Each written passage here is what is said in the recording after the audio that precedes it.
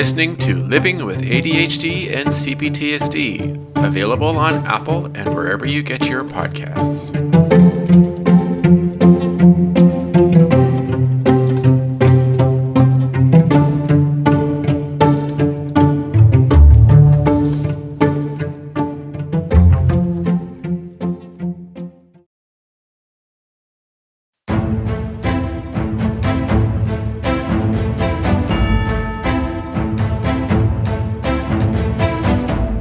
Hello everybody and welcome to another episode of Living with ADHD and CPTSD. Today's episode I have a guest on the show. Her name is Debbie Hampton and she has recovered from a suicide attempt and resulting brain injury to become an inspirational and educational writer. She is the author of Beat Depression and Anxiety by Changing Your Brain and a memoir, Sex, Suicide, and Serotonin, Taking Myself Apart and Putting Myself Back Together. Debbie writes for the Huffington Post, Mind, Body Green, and more. On her website, The Best Brain Possible, she shares information and inspiration on how to better your brain and life. Well, Debbie, thank you for coming on to my show. I'm really happy that you're here. Thank you, Russ. I'm happy to be here. Excellent. So why don't you introduce yourself and tell us what you're all about and what you do for mental health and for your, for others out there for today in this life. Well, that's a long story. How far do you want me to go? As long as you think is necessary, to be honest. Okay, well, I'll try to give the Cliff Notes. Sure. I'm in the U.S. I grew up in North Carolina, and I grew up in a very typical middle-class upbringing. I was in the 60s and 70s, and as was typical of that time, my parents were educated, and we were middle class, and they were very well-meaning and good parents by most standards. But I didn't learn any mental health tools. Matter of fact, I learned anxiety, and I learned catastrophic and depressive black and white thinking. So I didn't learn mental health tools to help me cope with life as I got older. And so I married my high school sweetheart, and we went through college together. And I married him right after college, and we proceeded to move around the U.S. following his job. And as he became more powerful in his job and in life and throughout the moving around, I became smaller. And because, at first I was more than happy to let him take the lead and kind of hide behind his shoulder and just be the spouse following the husband. But every time we moved, I became more disconnected from any type of support system. I became more anxious. I wasn't growing. I wasn't learning. I wasn't developing myself. And he became some emotionally abusive and developed into a narcissist. And I became more codependent and smaller and depressed and more anxious. And I had two sons about a decade into the marriage, and just started staying at home with them and became even more isolated and more controlled. And in between my first and my second son, my brother, who was my best friend in the world, and he was only 10 months older than me, got sick with the AIDS. Right. And died. Yeah, that's sad. I took care of him for 2 years because I made a promise to him that I would take care of him. And it was very important to me to do so. But as many of your listeners know, going through that process with somebody and being a caregiver is extremely stressful. and traumatic watching someone die. I mean, I Yeah. actually had to make the decision to take him off. Well, not put him on life support, even though that was his wishes. I mean, that was so traumatic for me. And I had to actually, I mean, we all did. We actually stood there and watched him die when I had been Wow. doing nothing for the last 2 years, but doing everything I could to keep him alive. So then I went back. I was living in Florida at the time with my ex-husband. And I went Yeah. back to Florida and tried to resume my life and tried to be a parent to my son, who was a little more than a year old at the time.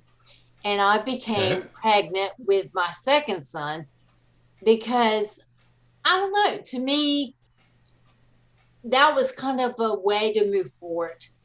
But what I did was I just moved forward. I didn't heal anything. I just kind of stuffed it all. And it all kind of built and compounded. And like all my insecurities from growing up and all my lack of coping skills, and my parents got divorced when I was 16. I was the only child still at home. My mother and she was the breadwinner. She just up and moved out. And as many of your listeners know, that's traumatic. Yeah. And as I told you, I mean, all these things I don't think I was born depressed, or that I was born with a ADHD brain, or a brain that had PTSD. But my brain developed these things, as every brain can do.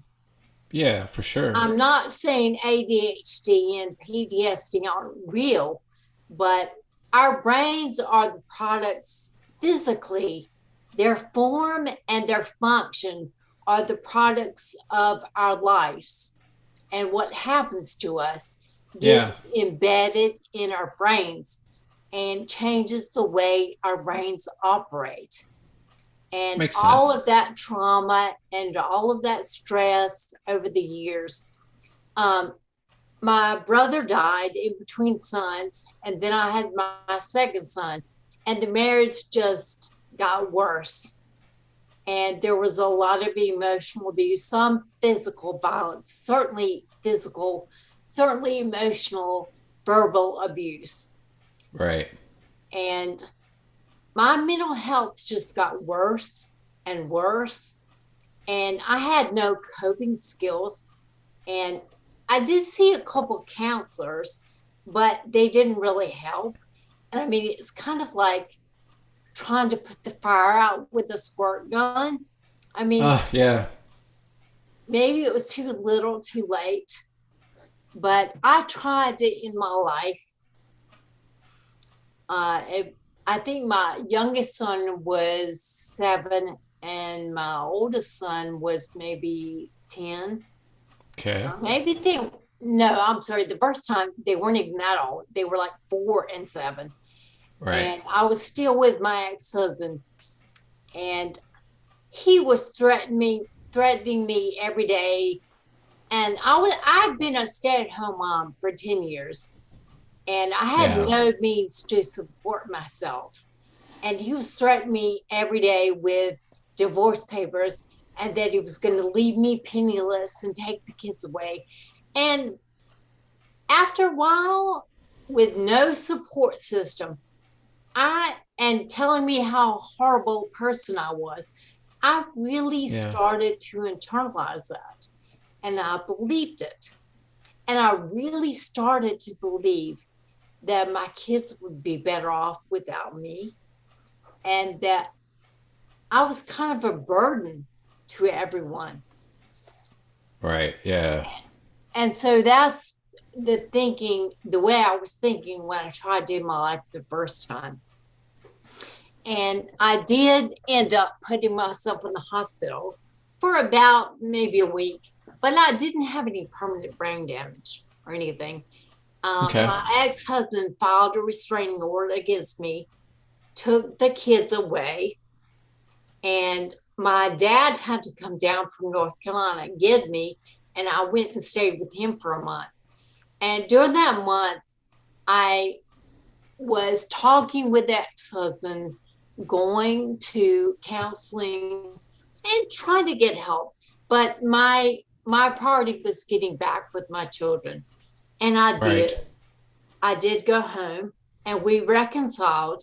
But I have to tell you, something in that experience changed me. And Okay. I realized for the very first time that I had to protect myself from my ex-husband. I mean, I think, especially when I grew up, Yeah. we were raised to think our husbands are going to be our protectors, and they're going to, and he had until that point, well, mostly, I mean, kind of paved the way in the world for me, and I could just be the wife. But something clicked in me, and I realized that I had to protect myself and my sons from him. So Yeah. we That's good. reconciled, and we stayed together for 2 more years. And during that time, I wouldn't say that I was completely misleading him, but I had a different awareness. And I was putting money away for myself. And I was playing the good wife.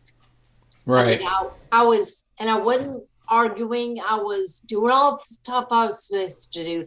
I wasn't fighting back. I was just kind of waiting and watching. And I didn't really know what I was waiting for, but I knew when I saw it, I'd know it. Right. So he came home one day and said he wanted to move to Idaho. And we had been married at that point 18 years.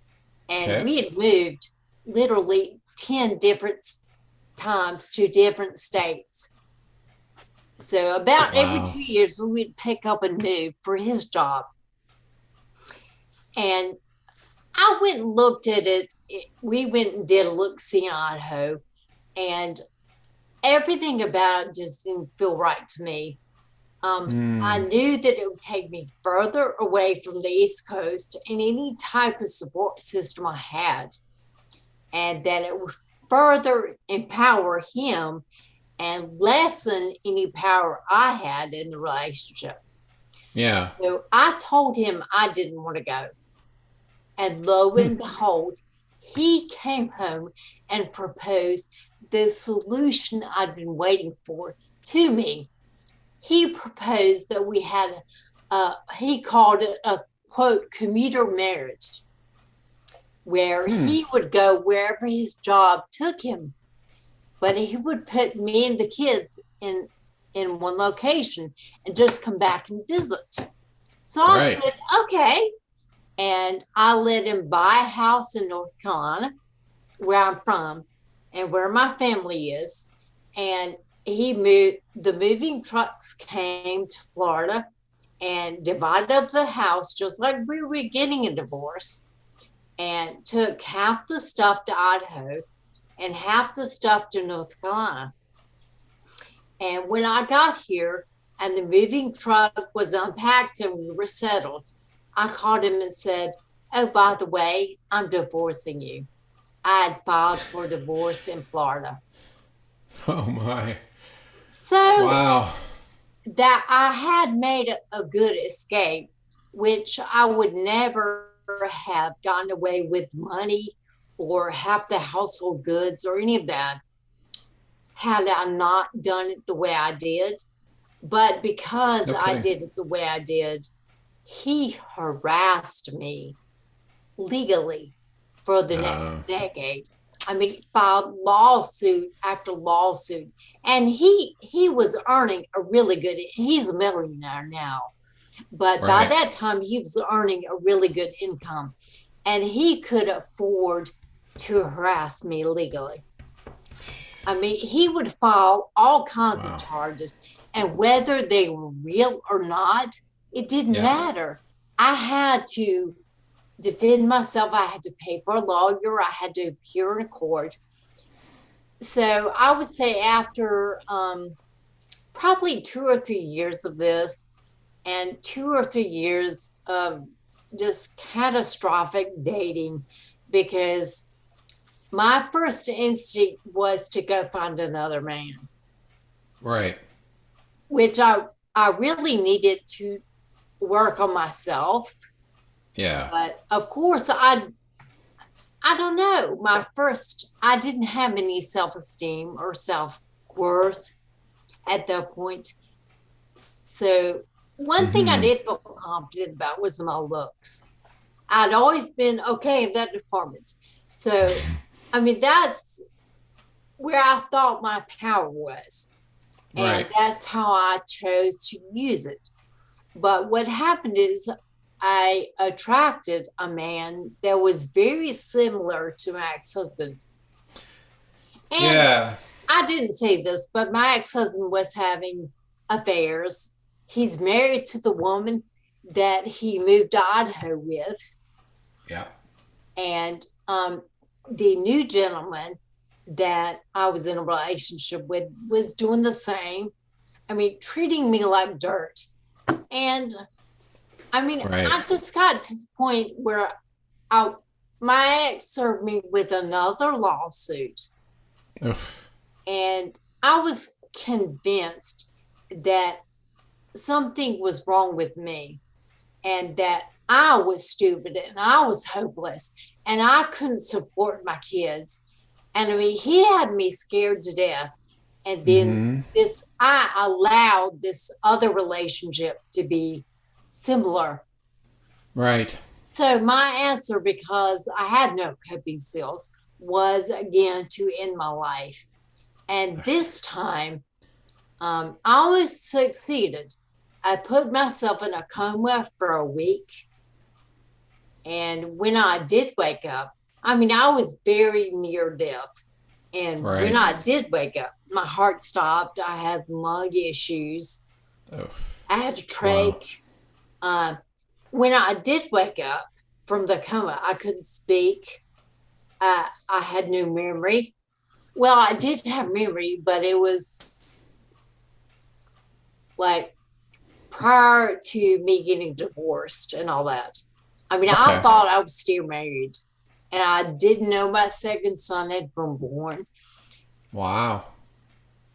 So immediately after I tried to end my life, what do you think happened? He came back. My ex-husband sued me and took the kids away. And not only did he take them away, he moved to another state with them. Wow. So here I am, severely brain injured. I mean, I can't speak. I've got a constant tremor in my hands. I can barely walk. I have no memory. And then he sues me and takes my kids away to a different state. And I thought things were bad before. Right. I mean, it's not funny, but as what I had to learn, and it was a very hard road to healing, both my brain and my mental state, my emotional state, my mental health. Right. But what I learned is that you can heal. And a lot of what we think are conditions that are hopeless are not, because we have a lot of influence over our brain and our bodies. I couldn't make him stop, but I could make me stop. And I'd never done that. I'd never tried to control myself or try to get myself mentally healthy to where, I mean, he was a narcissist, but I was as much a part of that dance as he was. I was I was reacting to his every step, and I allowed the process to continue. Over Mm-hmm. after he took my kids away, and I was brain injured, it actually was a very good thing that he did take the kids, because it allowed me to learn how to be by myself and Right. to focus on myself and my healing, which I would have not done had they stayed. No. No, for sure.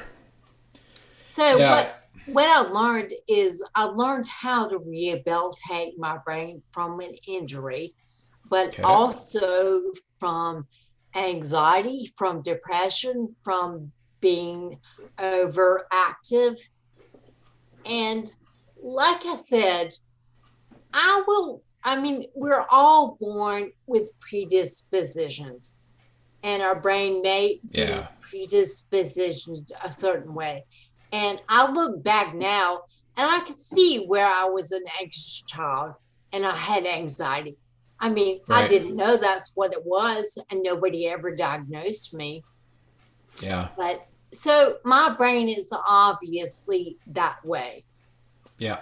And Yeah. we had some, I don't know, which is common for the time, like yelling and screaming violence in my household, Mm-hmm. which, and I was a little bit premature, which I had an underdeveloped nervous system to begin with.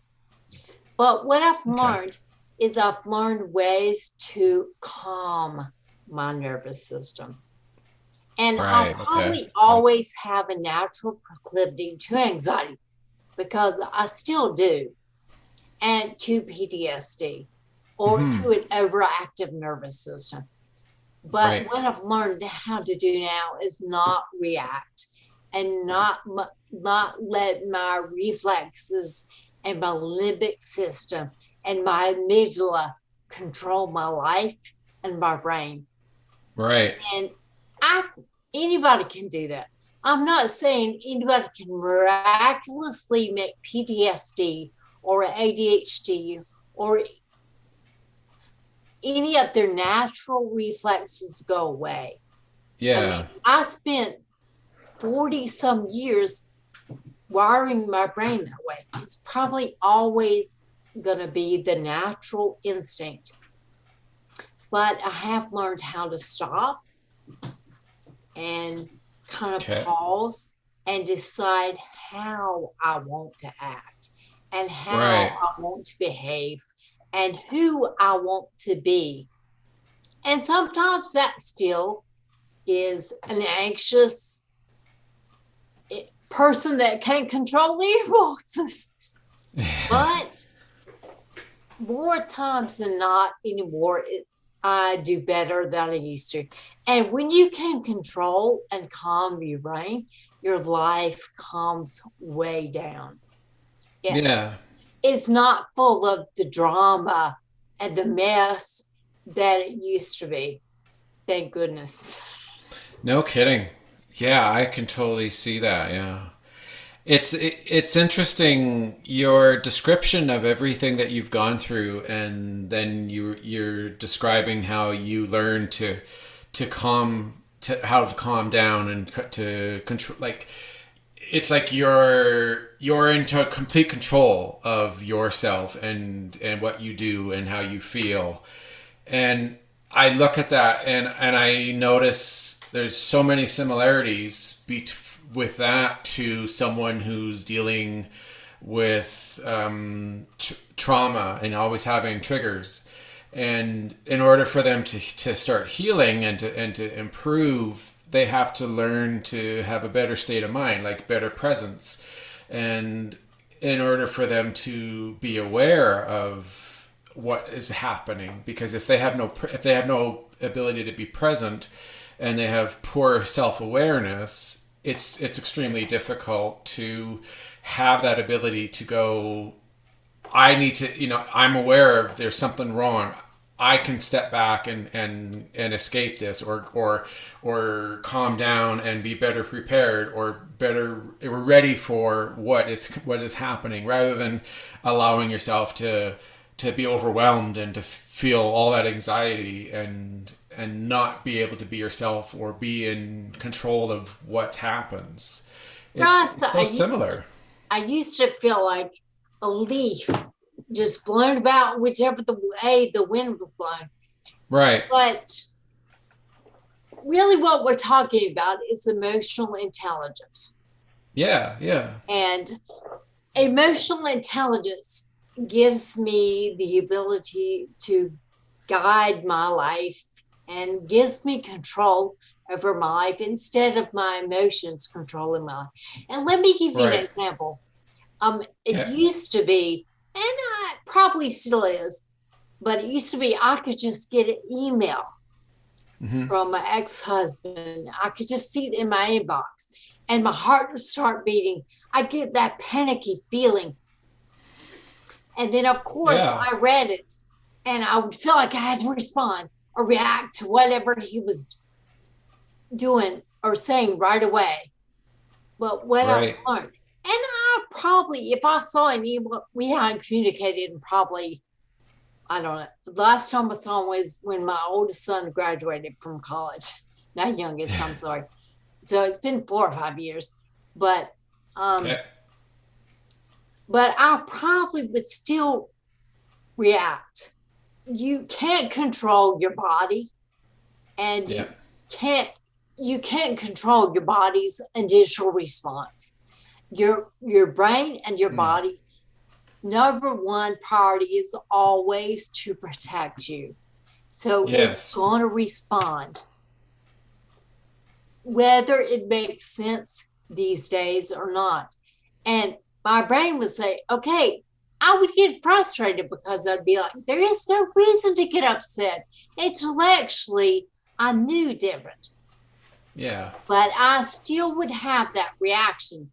But what I learned to do and what works best for me is mindfulness, grounding, and slow, calm breathing. And what slow, calm breathing does is slow, calm breathing. Your breath is the remote control for your body and your heart and your nervous system. If you slow your breathing down, it automatically slows down your nervous system and your heart and calms your amygdala. I mean, there are studies that show that. But what I've learned to do is I may always feel that reaction. And people with PTSD may always react to triggers. But what you can learn to do is stop, realize, become aware of how your body is reacting in the moment, and help calm yourself through whatever you find works for you. I reframe things. I say affirmations. I do grounding, which is a mindfulness technique where it actually moves the part of your brain that's active from your limbic system and your amygdala to your frontal lobe, where you think of 5 things you feel, or 4 things you can see, 3 things you can smell, 2 things you can taste. And what that does is bring you back to the present and to the frontal lobe, and not your limbic system going out of control. That always works for me, and slow breathing. But what I've learned to do is, I mean, things may still trigger me, and I may still feel that panicky feeling. But what I've learned to do is stop and calm myself. And like if I get emo upsetting, it may be very hard, but I'll force myself not to respond until the next day. And I may go ahead and compose it, but I don't hit send. And what it's really about is it's about relearning behaviors that are good for Yeah. you and that help you and that are emotionally intelligent, rather than just reacting from your learned behaviors from childhood or your instincts, which probably don't help you. They certainly didn't help me. They were the Yeah. behaviors that got me in trouble and made a mess of my life. Yeah. Hmm. Yeah. I totally understand it. Like it your explanation is like a different twist on a lot of things that I'm been learning about and that I talk about in my own podcasts in my episodes. Absolutely, it's the same thing. The grounding tool that you were describing.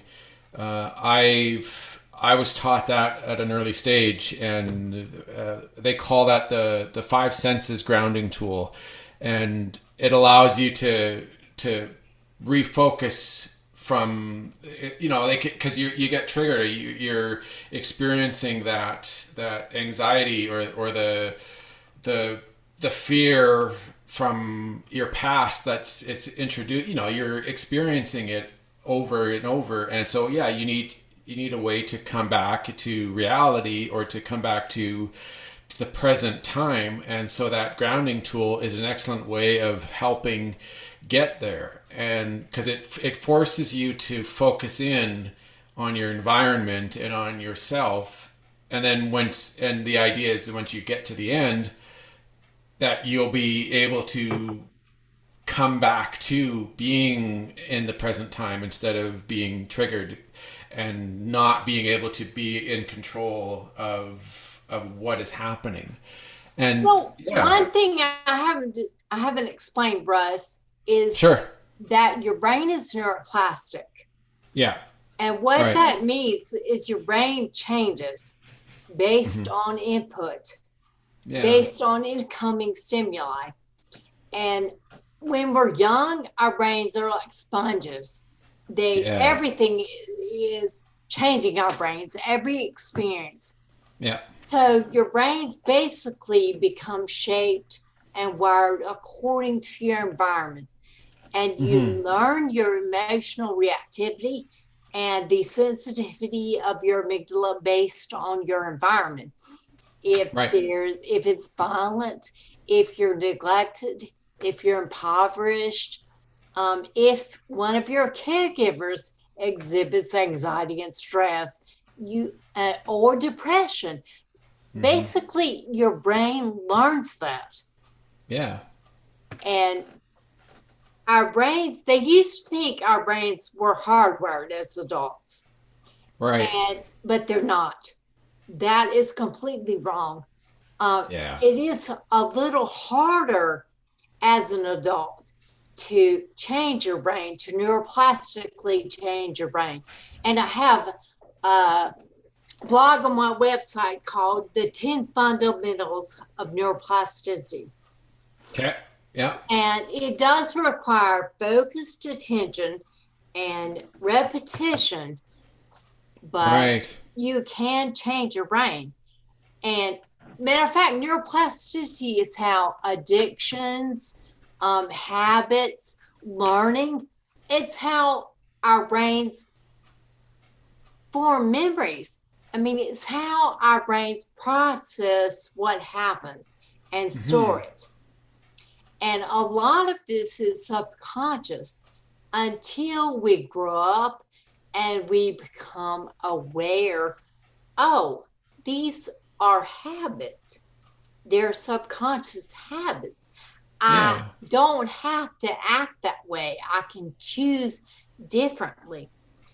And what Yeah. grounding and those other practices, mindfulness, anything that changes your behavior, what it does is it's actually helping you change the patterns in your brain.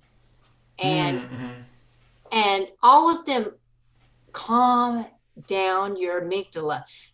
Your amygdala is the fear center and the reactivity place center. Yeah. It's the alarm. of your brain. Right. It's kind of like the four Fs: the fight, flight, freeze, and fawn. Right. Yeah, yeah, yeah. It responds with one of those when it gets activated.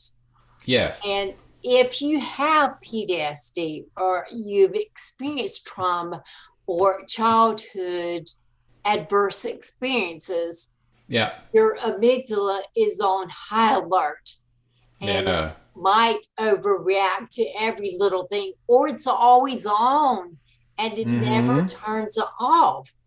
And this leads to chronic health conditions Exactly. and chronic mental health conditions. Yeah. But what we can learn is to calm down our amygdalas. And with practice and repetition over time, this permanently calms down your amygdala. And you can permanently change your brain patterns. Nice. And there are other things that can help you do this. Right. Different talk therapies use neuroplasticity or are based on neuroplasticity to change your brain, such as cognitive behavioral therapy. It neuroplastically changes your brain. EMDR is based on neuroplasticity. Yeah, that's the one I do. Yeah. That is so effective for trauma.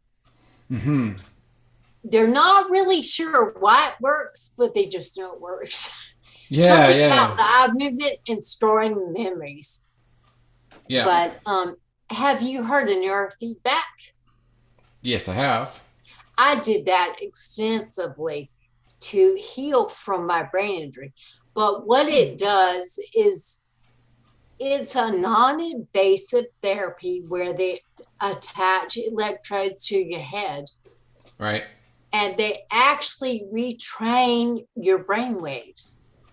And what it did for me is it helped my brain recover from the injury. But also what I think it did was help my brain recover from depression and anxiety for the first time ever in my life. Because depression, anxiety, ADHD, and to a certain extent, PTSD, ADHD, all of these conditions are brain patterns. Yeah, absolutely. And there are ways that our brain have learned to operate and function and deal with its environment. But it can learn differently. And there are therapies which can help you change your brain, but you can also do it by yourself with mindfulness, with meditation, with visualization, with thought reframing, with exercise. Makes your brain very neuroplastic. I exercised every single day for years following my brain injury because it's the number one thing you can do to get oxygen to your brain and to encourage neuroplasticity. Sleep is also incredibly important. And just a brain healthy lifestyle. Your diet, all of that is incredibly important to optimizing your brain function.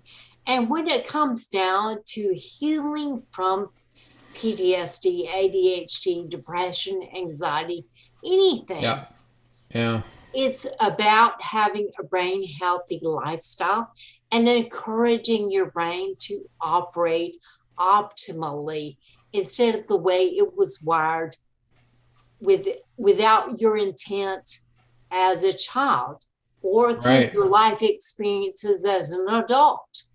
I mean, it's about taking control back of your brain. Yeah, absolutely. I want to. You've been discussing a lot of different the methods of therapy, and I wanted to find out if you know of this particular one, this style of therapy, because it is something that I have experience with, and it is, I don't know how old it is. It's kind of newish, but apparently it works really well with especially with adults who grew up as children with abuse and or teenagers, like repetitive abuse. And it's called structural dissociation model. And I've not heard of that. okay, it's well, how it's how do I put it? When they say when the child or like that the kid is that age and he or she's experiencing the trauma, their brain, it like what they call it is like a part. It disassociates. Yeah, and then it has its own kind of like memories and development, and it kind of comes on and takes over to like protect the kid. It creates distance. Yeah. To protect the child. Yeah, exactly. So that person grows up and they become an adult and they move on through their life, but there are things that occur in their life that are associated to the trauma or can be not associated to it that will trigger them, and then they experience the flashback to that trauma that they had as a child. And because it's a different section or a location of the brain, those behaviors and that the time frame and everything, it all comes out, and they don't have any memories of it, so they don't have no ability to communicate and connect with that part of the brain.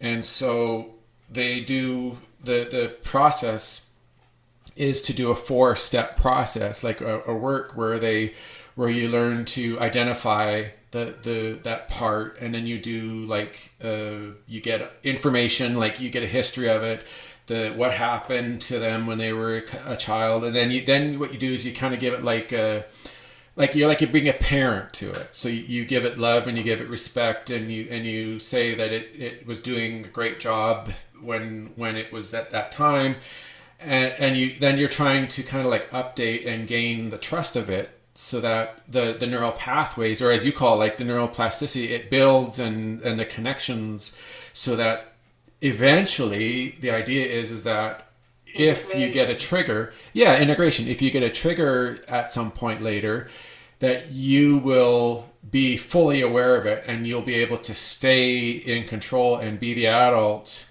and not allow the triggers to affect your ability to do your day-to-day or your life or cause harm. And a lot of everything pretty much that you've said is so like that. It's so similar. And the neuroplasticity, it reminded me exactly of that, because it's something, like I said, it's quite new. And from what I've heard, it's a very effective procedure, because it allows the brain to kind of like reprogram and integrate so that it's, instead of it being 10 or 15 different little people or parts, they become one system and one main part, right? One, like the adult who's the one that's in control. And plus they're realizing that neuroplasticity is the way to heal almost all mental health conditions. But think about it. Okay. Neuroplasticity is the reason they came about in the first place. I mean, a baby's brain comes into this world usually, unless there's some physical abnormality, functional. And we develop these things as our brain develops these things to protect us. Absolutely. And to cope with the world. And that, again, demonstrates neuroplasticity. Your brain changes based on your environment. So a lot of the mental health conditions or problems that we experience are because of neuroplastic change when we were growing up. And now neuroplasticity is the answer to reverse the changes and integrate our brain and get it functioning optimally. Yeah, absolutely. Now, the one thing that's related to that on a severe scale is have you heard of dissociative identity disorder? Yeah. Okay, that's the severest It, area of that. it that multiple personalities. It is, but they've actually recently Yeah. they Yeah, they renamed named it. Yeah. that's the politically incorrect name. Yeah, yeah, yeah, and it's true. It's to the point where it's so severe and it's so traumatic that it's like a completely new personality, Right. literally, physically, mentally, because to help them avoid that trauma. And All that there's a lot of is evidence out there. all that is your brain doing or their brain doing its job Yeah, and protecting them. And exactly. Yeah, the priority of our brain is always to protect us and keep us safe, not exactly. to keep us happy or Yeah, healthy or any of that. It's just yeah, to keep us alive. So 100%. Yeah, in some ways your brain doesn't always know what's best for you. I mean, correct. especially in a modern world Yes. where we're not we're not going to get eaten by lions. We're not going to be chased by predators. We Yeah. don't encounter life or death situations very often, but Right. our Yeah. brains react to pretty common situations with trauma, Yeah. or they overreact by disassociating or Yeah. getting rewired. I mean, these days, divorce, death, a car accident, rape, bullying, poverty, Yeah. all those things can cause trauma, can Totally. cause your brain, can cause PTSD. Yep. Yeah. I mean, Absolutely. you don't have to go to war and fight. No. You can No, sit and in a that's the hospital room misconception. and Yeah. watch somebody you love die. Yeah. I mean, I'm Yeah. laughing, but I mean, life gave me PTSD and Mm-hmm. depression and rewired my brain. I mean, life is hard on our brains. Yeah. We have to intentionally take control of and assert the influence that we have to help ourselves be Yes. healthy and happy. Yes. And it doesn't mean they're butterflies and rainbows all the time. It just means we have a choice every day in Absolutely. every situation.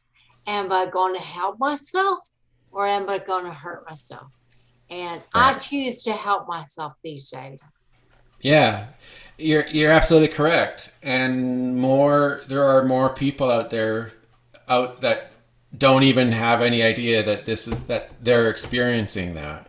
As far as they know, that is all they know. They don't realize that they can do there's all sorts of work out there, whether it's assisted, or on your own, that you can do to help make things better, like help your mental health improve, so that the next time it does occur, you get a trigger, that you're going to be prepared to deal with it, rather than being completely dissociated or completely like in a behavior that is potentially harmful, whether it's to yourself or to other people. Exactly.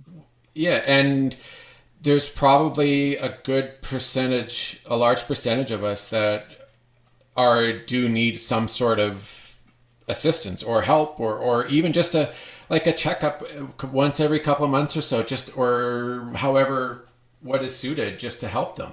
And I do want to say I'm not anti-medication, Right. but eating medication does not permanently rewire your brain or Correct. Yeah. take care of what caused your brain to be this way in the first place.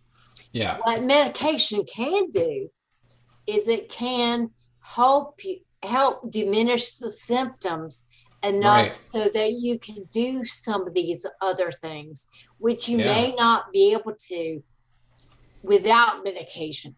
But medication is not a long-term, end all solution. It's Absolutely. it really sometimes it causes more problems. Yeah, it can. Absolutely.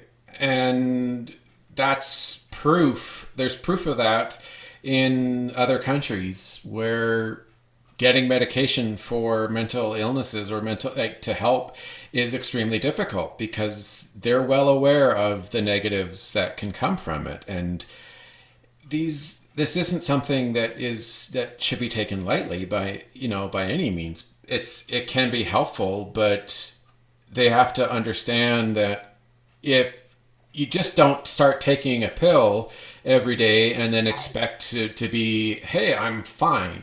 Right. You have to do all the Medication other work.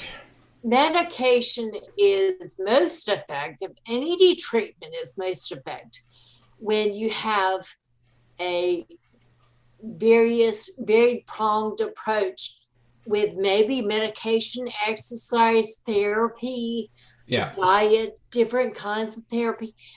When what works for one may not do anything for someone else.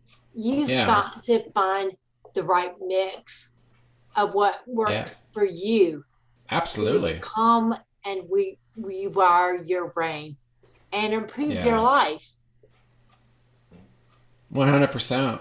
Yeah, it's not an easy thing. I'm sure you know just as well as anybody out there that recovering from this is not going to be an easy job. There's a lot of work. You're going to have setbacks. You're going to have days where you think it's amazing, and then the next day could be the opposite. It's a lot of work to get better.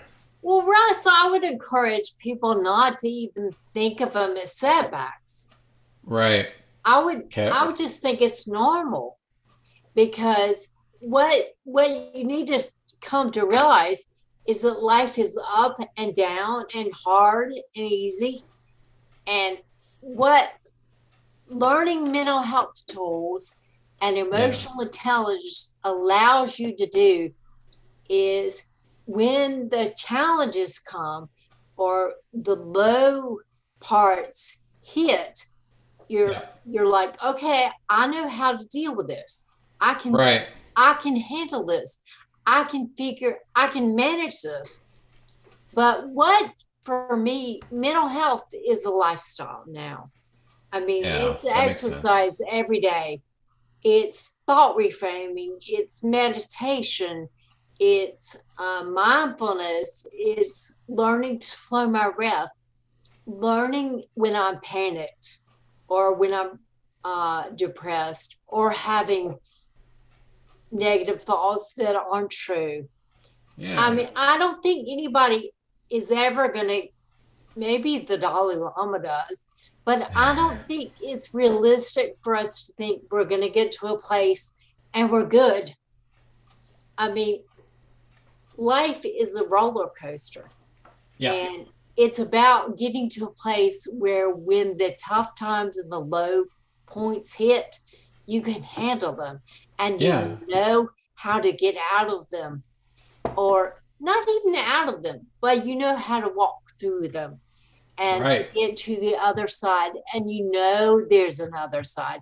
That's one thing I didn't know when I tried it in my life, is I didn't know that I could get through this. I thought I Right. couldn't, but I can. And one thing I often remind myself and Mhm. everybody else is, Yeah. one thing I say to myself all the time is, this is for now. This is not forever. The way I'm feeling, a situation, anything, everything is temporary. Yeah. Absolutely. Totally. Like I see everything you've said just now. It makes a lot of sense. Like you're instead of thinking of the bad days as like regressing, you get into a point in your life where you're prepared. Like it's like anything else. It's like having a day with a headache or a day where you don't get a lot of sleep. you're going to adapt, and you're going to, you're prepared for this, so that you get through your day like it's any other day. It's not going to necessarily be a bad day. I totally get it. So you're doing all the work and all the grounding tools, and you're helping yourself so that when you do have that day that isn't the best, you're ready, and you know how to handle it, and you know how to move forward, instead of using it as an excuse to not do anything, or to be the victim. I like to play the victim, I guess you could say. I'm not a big proponent of positive thinking. Right. If anything, I think people would be surprised and they may even think I'm a negative thinker, but I'm what I call realistic. Yeah. And it's proven by science that if you lower your expectations, for instance, if I have a bad day or a depressing thought, I'm like, oh, okay, that's normal. Right. It doesn't mean life is bad. It does. And also when life is good, I don't go, oh my gosh, things are great. I mean, I kind of expect the down to follow the good. Right. Because part of it is realizing that life is always both. It's good and bad. And you've got to acknowledge the bad and do what you have to take care of it. But what I was not good at doing before is I totally missed the good. And I didn't even acknowledge it. All I did was focus on the bad. But there was just as much, if not more, good. And life is always both. It's never just one. And if you think it is all bad, look for the good. And I'm sure you can find some, whether it's the sun is shining, your friend just had a new baby, or a kitty falls asleep in your lap. I mean, we can choose to appreciate and notice the good things that happen in our lives. Or we can choose just to notice and focus and torture ourselves with the bad. When my brother died, I made it. I'm not saying it didn't happen, and I'm not saying it wasn't horrible, and I'm not saying it wasn't incredibly painful, but I'm the one that kept bringing it up into my life every day for years after that. I didn't have to. I mean, I could also remember the good if I chose to, the good times we had, the laughter, the love, but I've forgotten all that. And what happens, remember neuroplasticity? What happens is when you only focus on the bad and the pain, your brain, that becomes your brain's default. Yeah, totally. Until that was my natural brain pattern. And I couldn't even remember the good. I couldn't feel it. Again, you keep making me think of things that are kind of like wow in my mind here. That's quite amazing. You were talking about, like, just recently about if you have all of these negative, and so your default is negative. And I remember when I first entered into my current relationship, I always had this habit that if we had a sunny day, it was nice, it was beautiful, and then the next day would be raining, and my instinct was to go, darn it, I won't be able to go out and get and run or bike. I can't go out and have a great day. It's raining. And so it was a negative thought pattern towards the current situation. And she would get on my case saying, why is it bad that it's raining? Why is it such a, don't think negatively on it. use it in a positive way. It's nice that it's raining. The grass is going to get moisture. The plants are going to get their water. It's going to be, it's lovely. Think of the smell that the rain has. Like, and it took some time to kind of train that. So instead of going, oh, it's raining, this is horrible, to see the positives from it, and to understand that it's not a bad thing that it's raining. Sure, you might have to adjust your day a bit, but there's nothing wrong with that. And I have to put that into everything, all different aspects of life. You go on a trip, and if you miss your flight, instead of thinking all in the negatives, try to find there's a positive out of that you have to kind of, and it might be tough for people that all they're used to is a negative, instead of trying to find the positive ways in their life. And Russ, what you're describing is our natural habitual reactions that we learned the way to think, but you're also describing expectations. Right. And what we don't realize is that we approach almost every situation in life with expectations, whether we're aware of them or not. Absolutely. And what we need to realize, like you miss a flight, for example, it probably isn't a major problem. It's just different than what you expected. Absolutely.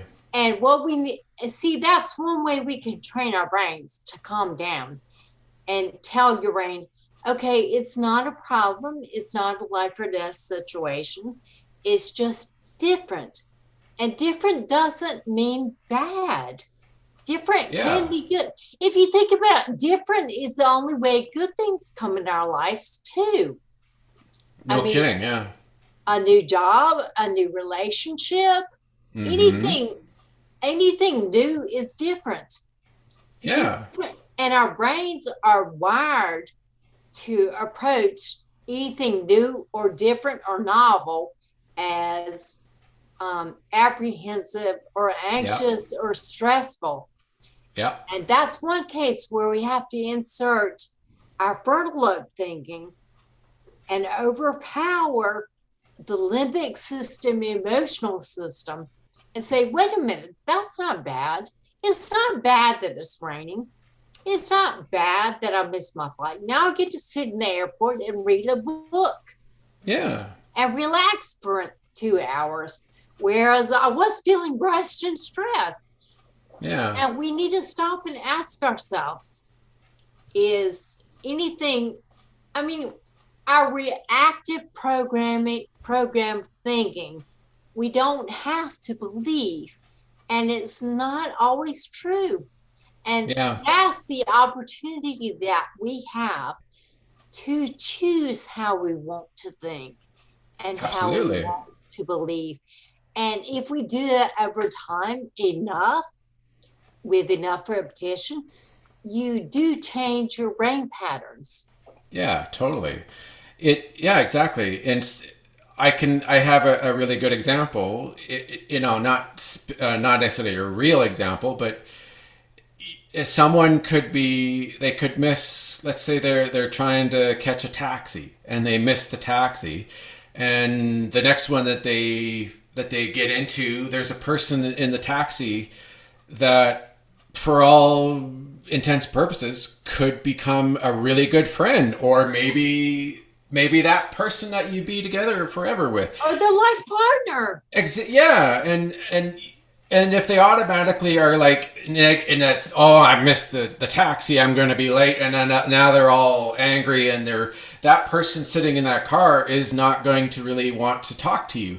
But if you look at it as in a way that's positive, or that is like, well, yeah, okay, but hey, whatever, and then you move forward and you have a positive, or you're in that good zone. That person, you're going to talk to them because you're going to feel, you're not going to have that negative energy, right? Like, I think a word that works well, and I know this is not quite necessarily to do with mental health necessarily, but manifesting. Like you're manifesting your, what you're looking for or what you want. But if you always have that negative energy, it's never going to happen. Russ, So let me take that back to science. And it sure, reminds me of a blog I wrote okay, recently about mindset.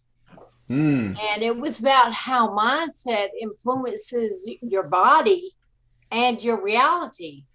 right, And they did this experiment where they told one group of maids that to count their activities, climbing the steps, sweeping, vacuuming, bending as mm, physical activity. I mean, it's physical okay, exercise. And they yeah, compared that with regular maids that they didn't tell that. And the ones that they had told that lost weight, their heart huh, conditions improved, all their physical things improved. right, And it also said, we think of luck as just random chance, right?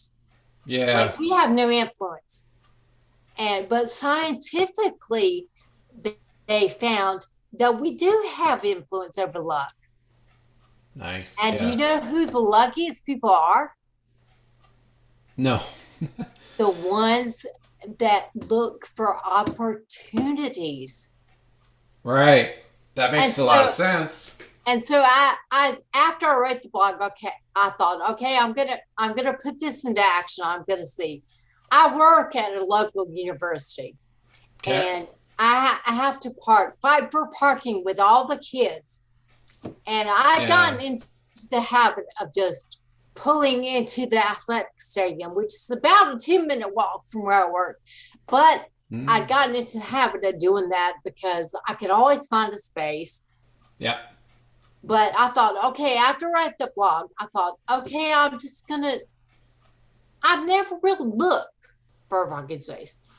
So mm, after that, I started at least making like a circle closer to my building. And yeah, I would say out of 2 weeks, the first 2 weeks, I found a parking space every time, but like once or twice. And I'm like, I didn't find a space before because I wasn't looking. huh, You see what I'm saying? You lucky people look for opportunities. And yeah, that right there is a mindset.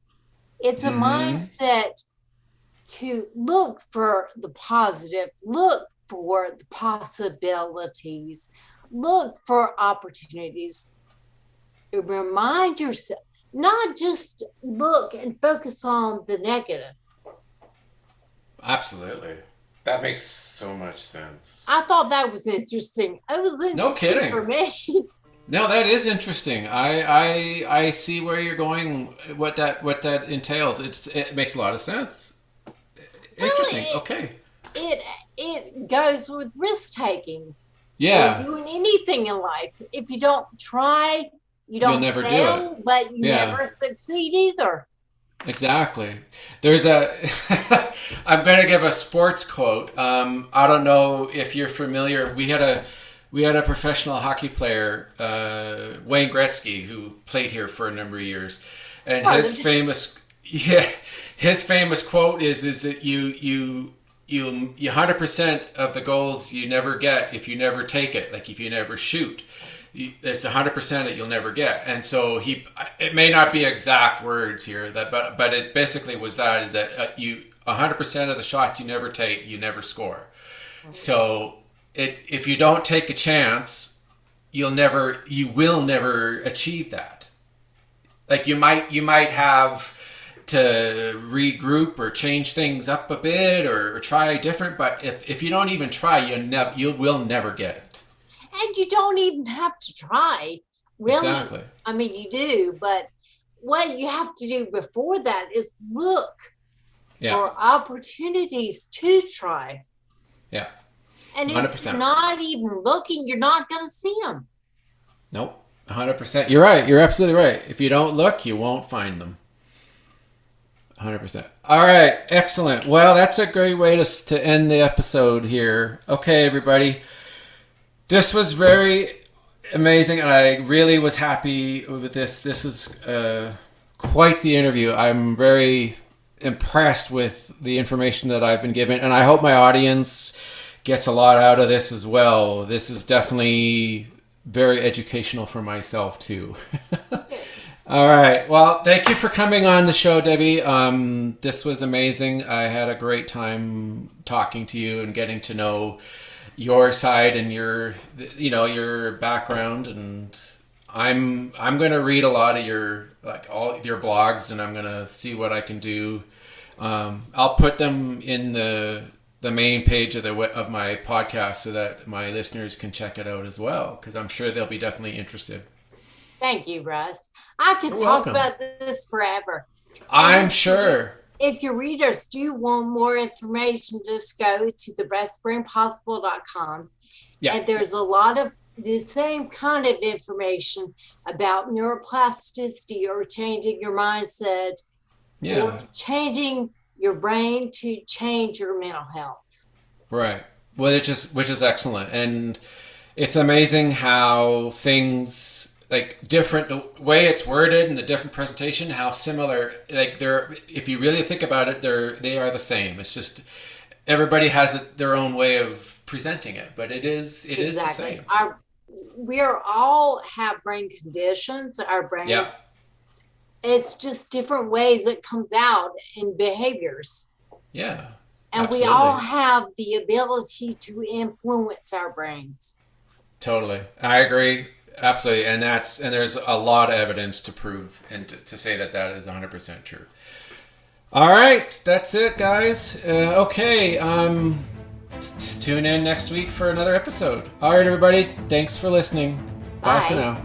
Bye.